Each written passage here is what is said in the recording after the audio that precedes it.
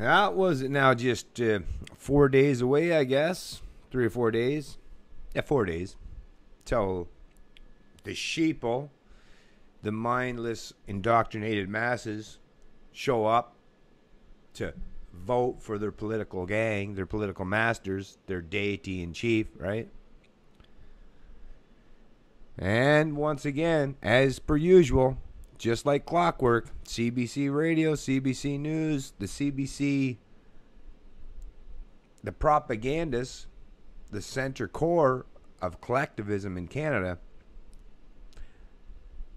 they're out in full force. And once again, Anna Maria, she's playing center stage in this whole retarded, delusional concept of central planning and governance, the promotion of such. Anyways, federal election 2015, strategic voters challenge democracy. So I'm going to, first off, I'm just going to take that headline. Get ready for a little education, Canada, because here it comes. Just in that headline alone. So, federal election, an election, 2015, that's the year. Strategic voters challenge democracy. Just in that one title, which has 1, 2, 3, 4, 5, 6. So basically 7 words, although one's not a word. 2015 is the year. The rest are all words. So just with 7 words, they've already, the propagandists, the opinion makers, the ones that have indoctrinated your mind into the belief of statism, they've already tricked your mind on 2 or 3 levels, and you, for the most part, you have no clue. Well, if you're ill-informed. Although chances are some of you, I mean, I always got to recognize and acknowledge, too, that a lot of people that will see this video don't fit in that camp. You're wise, ahead of the curve, and understand this fully. So you at least recognize and acknowledge that most of the time, I'm trying to reach out to the people that aren't on your level. So, strategic. Well, let's just go with the let's use the word voters first of all, because federal election 2015, strategic voters challenge democracy. So, voters is a principal word in that little sentence, that structure, right? So, what is a voter? As anyone that wants to learn and understand about truth and philosophy, common sense, logic, and reason, the most important thing you can do is define the term. And what is the definition of the word voter in the political sense that we're talking about, in Canadian politics as it pertains to elections, the federal elections? Well, a voter is just, each voter is an individual, people that show up, and they check off in a box on a ballot who they want to represent. In reality, it's rule, but who they think they want to represent their preferences, their opinions, their ideology, their edicts, and how they want society run. So really what it is, a voter is someone that wants to force their opinions, their edicts, their ideology on others, and they just want to vote to give a certain representative that owns the power of the gun, right, which is government, the monopoly on force and violence in any geographical landmass, the ruler. The voter, is a person that wants to delegate a right that they don't personally have, which is to use force and violence against their fellow man, but they want to use the mysticism of government and central planning. So they want to go out and give other human beings the pretense of legitimate right to use force, violence, coercion, and theft against their fellow man. So really what a voter is someone that not just believes, but promotes and cheerleads using violence, theft, and oppression towards their fellow man, woman, and child. That is what you are as a voter.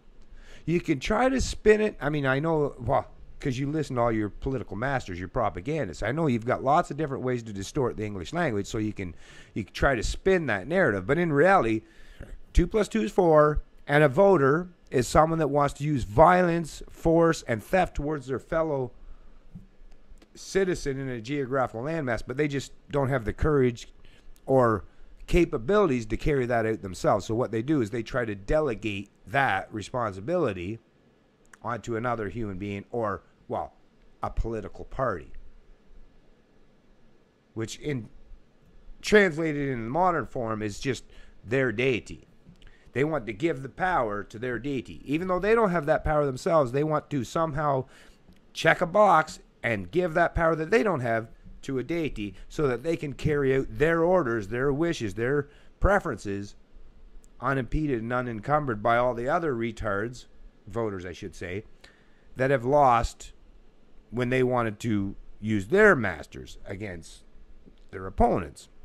I mean, it's just such, in 2015, even talking about it, once you get to the genuine understanding of what this is all about, it's like, oh, it's hard to believe that humans still want to function in this fucking way. I mean, look at what we live in today. The kind of things that we have access to, especially in the first world countries and, you know, Western countries, the fact that we still want to use, or not we, but some people want to keep using this as the basis and the platform for affecting how we cooperate and coexist amongst each other. It is vastly disturbing for people such as myself. Now, what's the next word? Democracy. Well, what is democracy? I mean, anyone knows this. I mean, you know, you've heard all kinds of shit that's been thrown around, but democracy is majority rule. So it's mob rule. So, you know, you got 100 people, as long as 51 people choose to band together, because really, what are you talking about? Forget about the term voting. If 51 people in a democracy choose to band together and gang up on the 49 because they have the power of numbers and the power of the mystical concept of not just more numbers, but having the pretense of having that legitimate use of that force and the power to overcome any, or to overpower anyone else that opposes them. A democracy is, it's mob rule, majority rule. Very simple. Simplifying that. You can try to argue with me once again. It's not going to work because I know the definition of words and terms. That's where the true power lies. That's why I am head and shoulders above most people that you hear from. It's because I actually understand what the words mean, and I don't try to twist and distort those meanings. I am more than willing to acknowledge 2 plus 2 equals 4. That's what I'm all about. So democracy is mob rule, majority rule. So what it is when you're talking about election is they want to get the largest majority of group, even if it's not a full-on majority, because in Canada, the way democracy works, right? Not just in Canada, but in many countries, is majority could really just necessarily mean plurality. So you don't have to have a majority as what I even used in my first part of the description, which is 51-49, because that would only have the pretense of having two opposing views or two opposing ideologies. So 51-49, and if there's only two opposing ideologies, majority only requires 51-49 to become a majority. But if you have multiple, right, 34%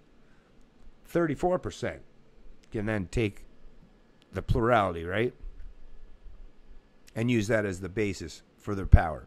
If you have 4 or 5, the more you have, the less numbers in totality, the less numbers you need to become the majority, the plurality, the biggest gang on the block.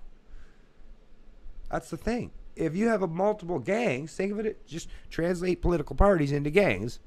So if there's only 2 gangs, the Bloods and the Crips, well, you only need a slightly smaller, larger majority, larger number, 51-49, to be the largest gang in that area. But if there's 20 gangs, well, geez, it could be, even 10% or less of the totality of that. But if there's enough in one that gives them a majority over everyone else, as far as numbers goes, in a democracy, that's who gets the power. And yes, I know they talk about, later on, they do talk about changing things up to a different type of system where You would actually have to gain the majority, but it's all fudging with numbers. It's still about whoever gains the largest amount of acceptance for their ideology gets to rule over the people that don't gain that power. So it's always a system of oppression in one way, form, or another. It just depends on which side of the coin you fall on, or which side of the dice, right? Because in the dice you got 6 instead of 4 or 2. So you roll the dice. If 6 it becomes the predominantly largest number, well, that's the one that gets to control the other 5 sides in a democracy. So even proportional representation, it's still mob or majority rule. There's no way escaping that. All the political propagandists, the twisting and the distorting of the English language, no matter how well they do it, how well they try to narrate their sales pitch, their lies, their deceptions, it's still, once you break it all down and you use common sense, logic, and reason, it still comes down to mob or majority rule. The individual in any of these, as you hear, because they talk about collective, that's another thing too, is they talk about community or collective decisions. When in reality, in any community, have you ever been to any community? Have you ever even been into, forget about community even, which is just a larger percentage of the people that you would see in a family. But even in a family, which is a smaller type of a community, have you ever seen an entire family that agreed on everything? Nope. Even in a very 3 or 4 member family household, you will never find them that they'll agree on everything. So when they talk about community, it's bullshit. Other than trying to describe a certain area or a certain amount of people, when it comes to decision making, there's no such thing as making decisions as a community. There's no such thing as making decisions as in a democracy. There's no such thing as making decisions collectively, because I for the most part, disagree with most decisions that collectivists make. So it's as if when they say community speaks, or the collective community speaks with one voice, well, what they're saying is, forget about the people that don't agree with this. They mean nothing. That's really what they're saying, which is the destruction of the individual. You as the individual doesn't matter. The only thing that matters is if you agree with the mob. If you agree with the mob, you still don't really matter, but at least you become part of the collective. You're just a grain of sand on that big giant beach, so it's not like they really care or acknowledge that you exist per se. Well, they don't acknowledge you exist, but it's not like they really care or that you matter. It's just that you're part of that collective. You should really expect and hope for more for yourself and for everyone than to just be a grain of sand on that beach. That means nothing whether you're there or not. Because that's another thing. Majority means if they got a majority by more than one, they could throw you to the sharks. Wouldn't matter. Still going to be a beach. Collectivism, democracy. It's all about the destruction of the individual.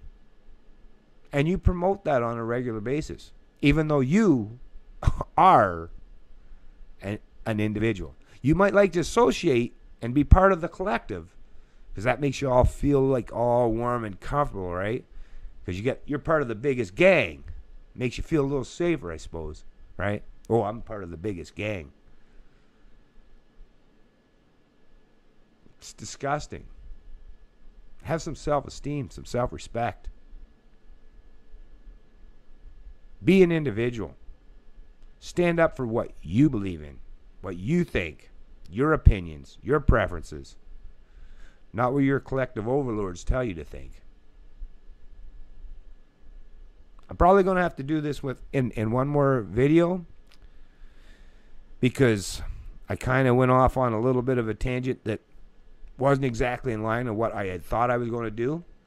But as most of you at least are realizing now, is I do my videos in one take, other than if I have an issue with my video buffering because the computer gets too hot or whatever. I don't edit anything out. I say what's on my mind. It's not perfect. Sometimes as you can tell, it's probably not as entertaining as you would like. But I am legit, I'm honest, and I don't want to give you any pretense of trickery, of debauchery, of trying to put things forward that aren't consistent and in line with what I'm trying to say. I won't edit anything out. So I'm going to do another video to cover and wrap this up. This whole pretense of using the power and force of government against your fellow man, woman, and child. Because it's very important for me to send this message to everyone else that's willing to listen, that we have to advance past this stuff. We have to evolve past this nonsense. The religion of statism has to die. Preferably non-violently. And violence is not even necessary because it's all a concept, a construct in your mind. You can remove it completely without violence. It'll only be, there's a reciprocal aspect of violence. That threat is there if you choose not to believe in your masters. They might want to send in forces after you. I'll acknowledge that. I felt the heavy hand of the collectivists. I know exactly what you're worried about, but I'm still here. Because while they come off, they sound like lions, they're weak beyond belief. They don't want you to acknowledge that or recognize that, because then the gig's up and yeah, they'll be run scared with their tails tucked between their legs. That's where your power truly lies. You don't have to be violent towards them in any way, shape, or form. You just have to say no. You have no legitimate claim of authority over me. I am not your serf. I am not your slave. I am not your subject. It's Canadian Libertarian, and you know I love liberty.